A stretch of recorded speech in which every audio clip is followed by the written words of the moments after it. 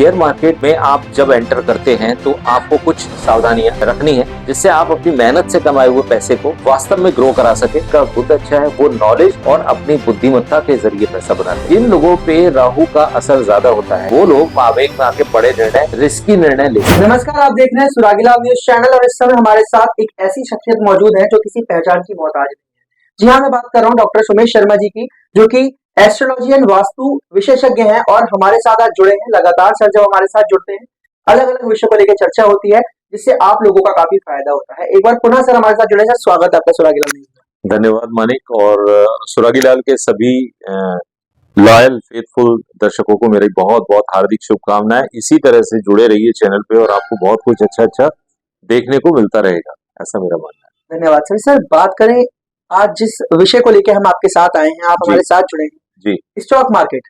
बिल्कुल। यूं तो आज की तारीख में हर एक व्यक्ति जो है चाहता है कि स्टॉक मार्केटिंग करे, क्योंकि वो सुनता है कोई लखपति हो गया, कोई करोड़पति हो गया। बिल्कुल छोटी सी इन्वेस्टमेंट से लोग कहां से कहां पहुंच रहे हैं। बिल्कुल। लेकिन क्या जो स्टॉक मार्केट है वो हर किसी के लिए ठीक है? कैसा मार्केट है, मतलब कैसा बिजनेस है ये? क्या लोगों को इसमें हाथ डालना चाहिए? देखिए, ऐसा है, बात यह है कि कहा गया है कि जो पैसा है, जो उसकी लालसा, उसका लालच, उसको कमाने की इच्छा हर किसी के अंदर होती है। शायद पिछले मैं बोलूंगा कि जो हमारी वर्तमान सरकार की नीतियां रही हैं, जो भी इस देश ने, भारत ने प्रोग्रेस की है, उसका एक रिफ्लेक्शन स्टॉक मार्केट में भी कहीं ना कहीं आता है। और पिछले कुछ सालों में जिस तरह से स्टॉक मार्केट ने बहुत उन्नति की है, तेज उन्नति की है, लोगों में बहुत ज्यादा रुझान बढ़ा है। लेकिन आपने बहुत अच्छा आज एक प्रश्न लिया है।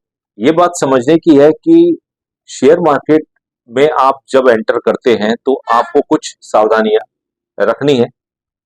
मैं कोई वित्तीय विशेषज्ञ नहीं हूं, लेकिन मैं अपने एस्ट्रोलॉजी के लिहाज से जरूर सलाह आज इस बात को शेयर करूंगा कि किस तरह के लोगों को स्टॉक मार्केट ज्यादा फलता है।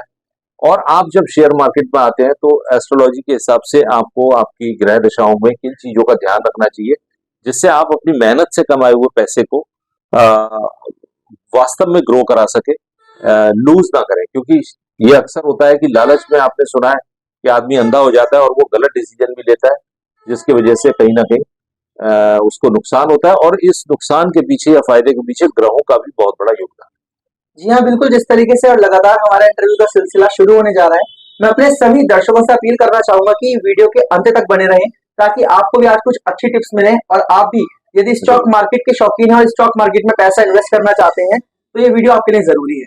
तो सर बात करें, जब सिलसिला शुरू हो ही चुका है, मेरा सवाल है कि काफी लोग स्टॉक मार्केट से पैसा कमाते हैं, काफी लोग गवा भी देते हैं। जी तो इनमें से मतलब क्या इसमें जो एस्ट्रोलॉजी है, क्योंकि आप एस्ट्रोलॉजी के विशेषज्ञ जी हैं, जी। तो क्या इसमें एस्ट्रोलॉजी को रोल प्ले करती है? देखिए, बिल्कुल, मैं आपको ये बात को समझाता हूँ, थोड़ा और खोल के समझाता हूँ।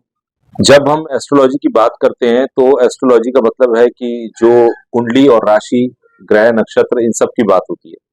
जो व्यक्ति, ये मैंने देखा है, जो व्यक्ति, तीन तरह की लग्न होती है, 12 लग्न है, तीन तरह की लग्न होती है: चर, स्थिर और द्विस्वभाव। तो चर लग्न कौन सी है? जैसे मेष लग्न है, वो चर है। स्थिर लग्न कौन सी है? वृष लग्न स्थिर है। अब ये देखने के लिए तो आप बोलेंगे कि किसी एक्सपर्ट की, एस्ट्रोलॉजी के एक्सपर्ट की जरूरत होती है, पर ठीक है, आपको ये बात, साधारण बातें हैं, ये बात आपको कोई भी नॉर्मल एस्ट्रोलॉजर भी बता सकता है।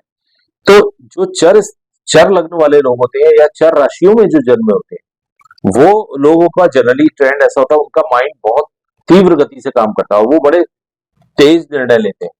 अब आदमी अगर तेज निर्णय लेगा और अगर उसके निर्णय जरा भी गलत हो गए तो वहां पे चांसेस है कि वो पैसा लूज कर सकता है। इसके विपरीत जो स्थिर राशियों में या स्थिर लग्नों में लोग जन्मे होते हैं, वो थोड़ा सा स्थिरता से काम करना पसंद करते हैं। वो अगर इन्वेस्ट करेंगे तो बार बार अपने डिसीजंस को चेंज नहीं करेंगे। जो द्विस्वभाव मतलब जिनमें थोड़ा चर, थोड़ा स्थिर है, तो उन लोगों का कैसे रहता है कि वो कभी तो एकदम से अपने आप को ऐसा प्लेस कर लेंगे कि आराम से हम इन्वेस्ट करेंगे, फिर अचानक से मार्केट में कुछ ऊंच नीच हुई तो अपना विचार बदल देंगे। अब यहाँ पे एक सवाल आता है कि हमारी समझने की बात यह, एक और फैक्टर भी बताता हूँ आपको। राहु का लालच से बहुत बड़ा संबंध है। ज्योतिष में राहु की जो व्याख्या की गई है वो ऐसे ग्रह के रूप में की गई है जो कि एक शेडो प्लेनेट है, छाया ग्रह।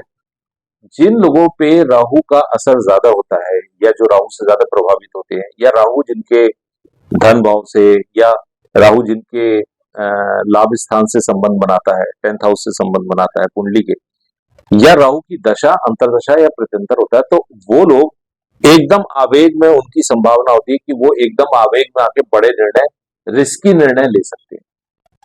अभी यहाँ समझने की बात यह है, शेयर मार्केट का एक सिद्धांत है जो शायद बड़े बड़े इन्वेस्टर भी बोलते हैं कि जब मार्केट गिर रहा होता है, जब घबराहट होती है, वो समय खरीदने का होता है, और जब मार्केट ऊपर चढ़ रहा होता है उस टाइम पे आप अपने प्रॉफिट में से थोड़ा सा प्रॉफिट निकाल सकते हैं। लेकिन लोग क्या करते हैं, हमारे उल्टा करते हैं, आपने देखा होगा। जब गिर रहा होता है, जब गिर रहा होता है तो डर के बेचना शुरू कर देते हैं।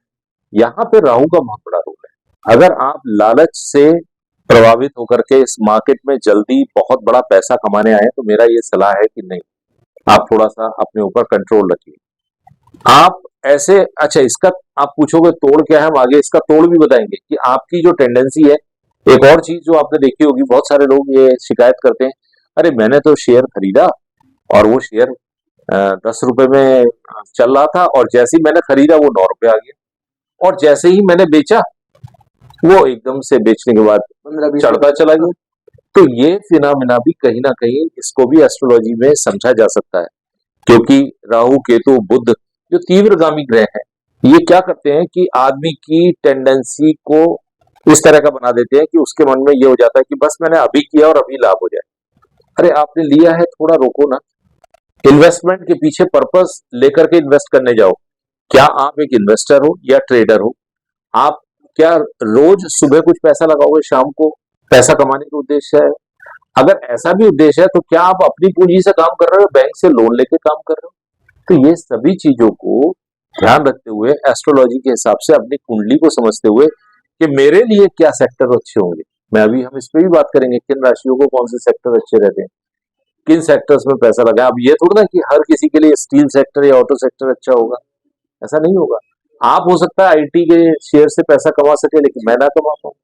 ये बातें हमारे ग्रह और ग्रह चाल ही गवर्न करती तो एस्ट्रोलॉजी की हम बात करें, किस प्रकार के जो लोग होते हैं उनके लिए जो बिजनेस है, जो ट्रेड मार्केट है, स्टॉक मार्केट है, है जी। वो फलता फूलता है, उनको सफलता मिलती जी, तो देखिए ऐसा है कि जैसे मैंने बोला कि खास तौर से अगर मैं राशियों में बात करूं, तो जो वृष राशि या वृष लग्न वाले लोग होते हैं, जो कर्क लग्न वाले लोग होते हैं, जो वृश्चिक लग्न वाले लोग होते हैं, ठीक है, जो धनु लग्न वाले लोग होते हैं, और मीन लग्न वाले भी बोलूंगा थोड़ा सा, इन लोगों के संभावना होती है कि ये लोग बहुत स्थिरता के साथ टिक करके लंबा और अच्छा काम कर सकते हैं।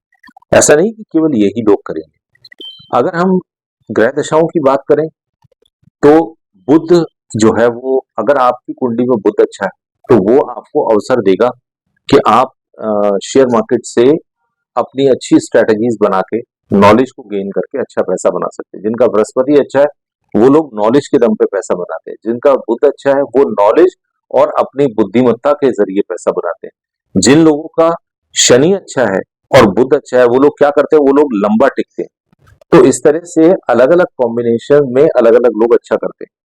लेकिन यहाँ पे मैं आपको कुछ एक पिक्यूलियर एक सिद्धांत बताना चाहूंगा कि जो किन लोगों को नहीं करना चाहिए, किस तरह की सट्टेबाजी से किन लोगों को दूर रहना चाहिए। तो मेरा ये कहना है कि मेरा ये मशवरा है, जो लोग, जिन लोगों की कुंडली में सूर्य खराब हो, जिन लोगों की कुंडली में बृहस्पति खराब हो, जिन लोगों की कुंडली में बुध खराब हो, उन लोगों को बिल्कुल भी सट्टेबाजी के क्षेत्र में नहीं जाना चाहिए। हो सकता है वो शॉर्ट टर्म प्रॉफिट कमा जाए कुछ टाइम के लिए, लेकिन लंबे टाइम में उनको नुकसान ही होगा शॉर्ट टर्म ट्रेडिंग से। हाँ, आप आए 2 से 5 साल इन्वेस्ट करने का नजरिया लेके आए मार्केट में, आपको फायदा 6 महीने में अच्छा खासा हो रहा है, आप निकल जाइए। लेकिन आपका नजरिया क्या होना चाहिए, 2 से 5 साल। तो लॉन्ग टर्म इन्वेस्टिंग ऐसे लोगों को बहुत फलती है, ये मेरा एक्सपीरियंस है। अब क्योंकि क्योंकि जो आपका समय है हमें कम मिलता है और नया साल नजदीक है, जी, जो हमारे दर्शक इस समय आपको सुन पा रहे हैं, उनके लिए क्या मतलब आने वाला साल कैसा रहेगा, किन राशियों के लिए शुभ है, किन बातों का ध्यान रखें, हमारे जो दर्शक हैं उनको क्या बताना चाहिए? जी, तो मैं आपको एक बात बता दूं कि जिस तरह की अभी ग्रह दशाएं चल रही हैं, यहाँ पे अगेन मैं फिर ये बोल रहा हूँ, मैं हम एक वित्तीय एडवाइजर, फाइनेंशियल एडवाइजर होने के नाते से ये प्रोग्राम नहीं कर रहे, इसलिए हमारी सलाह से कोई इन्वेस्ट ना करे। आपको किसी वित्तीय या फाइनेंशियल एडवाइजर की, जो भी आपके एडवाइजर हो उनकी सलाह से आपको निवेश करना है। लेकिन मैं आपको ये बताता हूँ कि एस्ट्रोलॉजी के हिसाब से जिस तरह की ग्रह दशाएं चल रही है मार्केट में, अभी उठा पटक का दौर अगले साल मार्च तक बना रहेगा। मार्च के बाद ये मार्केट एक अपनी निश्चित और अच्छी दिशा लेकर के चलेगा। जो ये टाइम है ये बहुत ज्यादा थीमेटिक सेक्टर्स में इन्वेस्ट करने का नहीं है, ऐसा मैं बता सकता हूँ। थीमेटिक सेक्टर्स का मतलब क्या मानी, जैसे oil and gas sector, banking sector, तो किसी एक सेक्टर पे इन्वेस्ट ना करके अपनी स्ट्रेटेजी ऐसे बनाएं कि आप मिड कैप, फ्लेक्सी कैप, इस तरह के जनरलाइज फंड्स में आप पैसा डालें। अगर म्यूचुअल फंड्स में डाल लें, अगर आप शेयर्स में डाल रहे हैं तो आप ये समझिए कि आने वाले टाइम में जो सेक्टर काफी जिनमें अच्छी संभावनाएं दिखती हैं वो है आपका ईवी, जो इलेक्ट्रॉनिक व्हीकल के सेक्टर है, ऑटोमोबाइल के सेक्टर है, एनर्जी सेक्टर है, आईटी सेक्टर में भी फेब मार्च के बाद काफी अच्छा रुझान देखने को मिल सकता है। जिस तरह से अभी अमेरिका में इलेक्शन हुए हैं, इन सब घटनाक्रम का भी जो प्रभाव मार्केट में आना है वो अगले 2 महीने के अंदर आने के बाद मार्केट एक अच्छी दिशा लेकर के चलेगा। और नए साल में खासतौर से मेष राशि, वृष राशि, सिंह राशि, वृश्चिक राशि, धनु राशि और मीन राशि के लिए ये साल काफी अच्छा रहेगा। लेकिन सावधानी वाली अप्रोच से चले। यहाँ पे ये नहीं है कि आज जोश आया और आज हमने सब लगा दिया। इन्वेस्टमेंट, मैं सभी दर्शकों को बोलना चाहूंगा, एक कला है। आप शेयर मार्केट का इन्वेस्टमेंट ऐसे कंपेयर कर सकते हैं कि एक मछली पकड़ने के लिए आपको कितने धैर्य के साथ पानी के किनारे खड़ा रहना पड़ता है, तब जाकर के मछली आती है। इसी तरीके से थोड़ा थोड़ा थोड़ा थोड़ा हर डिप्स में आप अपना प्रोफाइल बना के जिन शेयरों को आपने खरीदना है उनको खरीदते रहिए और उससे एक बड़ा profile over a period of 2-3 साल में जाकर के आपका बहुत बड़ा अच्छा प्रोफाइल 4 साल में बनेगा। तो ये साल के लिए मैं एक और टिप भी आपको दे दूं कि इस साल में खास तौर से वो लोग जो ये सोच रहे हैं कि बहुत मार्केट के उतार चढ़ाव में हम शॉर्ट टर्म में गेन कर लेंगे, वो लोग थोड़ा मार्केट से दूर रहें, क्योंकि मार्केट बहुत वॉलेटाइल रहेगा अभी और उसमें पैसा लूज करने की संभावना ज्यादा है। दूसरा, जो लोग शेयर मार्केट में इन्वेस्ट करना चाहते हैं उन लोगों को नियमित रूप से बुद्ध की, भगवान श्री गणेश की, क्योंकि बुद्धि के दाता वही है, कोई एक मंत्र, ओम गणपते नमः मंत्र इस तरह का जाप करें, बुद्ध के बीज मंत्र का जाप करें, ओम राम ब्रीम रोम सह बुद्धाय नमः, या वो अगर उनकी राशि पे सूट करता है तो वो पन्ना धारण कर सकते हैं। पन्ना शेयर मार्केट में काम करने वाले लोगों को जनरली अच्छा काम करता है, बट अगेन उसके लिए किसी एस्ट्रो एक्सपर्ट से एडवाइस ले लें, वो अच्छा रहता है। और नियमित रूप से आप अपने आचरण पे ध्यान दें, अपने माता पिता का, अपने गुरु का। जीवन में ये चीजें मानी ऐसी हैं जो शेयर मार्केट हो या किसी भी क्षेत्र में सफलता के लिए इन चीजों का ध्यान रखना बहुत जरूरी है। आपका आचरण क्या है, आपकी सोच क्या है, आपकी थिंकिंग कितनी पॉजिटिव है, आप कितनी आत्मीयता के साथ और कितने अच्छे इंटेंशन से जीवन में काम कर रहे हैं। तो दर्शकों प्लीज इस बात पे जरूर ध्यान दीजिए, अपने जीवन की दशा और दिशा को समय समय पर रिव्यू करते रहिए, कहाँ हमसे गलती हो रही है, हम कहाँ गलत कर रहे हैं, कुछ ऐसी चीज तो नहीं कि हमने जो गलत की। बहुत अच्छी बात जो है सुमेश जी ने हमें बताई है, और कहीं ना कहीं बहुत जरूरी है कि आप हर एक चीज को धैर्य के साथ समझे, क्योंकि धैर्य जो है आपको जीवन में सफलता की ओर ले जाता है। हमारे साथ सुमेश जी जुड़े थे जिन्होंने आपको काफी सारी टिप्स दी, आपने बहुत सारी बातें सर से जानी, और स्टॉक मार्केट आपके लिए कैसा रहेगा, आने वाला साल कैसा रहेगा, इन सभी विषयों को लेकर हमने चर्चा की। आगे भी इसी प्रकार की चर्चा बनी रहेगी सुरागीलाल न्यूज़ चैनल पे। तब तक के लिए धन्यवाद। धन्यवाद।